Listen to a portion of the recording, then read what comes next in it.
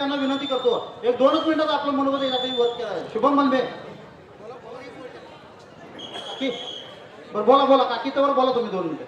हा बोला. आजच्या सभेला सगळी हजर असणाऱ्यांचे मी अभिनंदन करतो.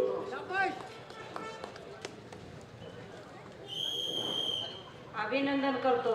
आणि आमचे राजेंद्र पाटील यड्रावकर सभेला आता जे आमदारच्या याला उभा राहिलेले आहेत, हे माझी इच्छा आहे, आमदार नव्हते मंत्री सुद्धा झाले पाहिजेत आणि आमच्या तालुक्याचा मालक मंत्री असला पाहिजे.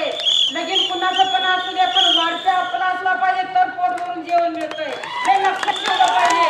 म्हणून त्या शिट्टीवर शिक्का मारून आपण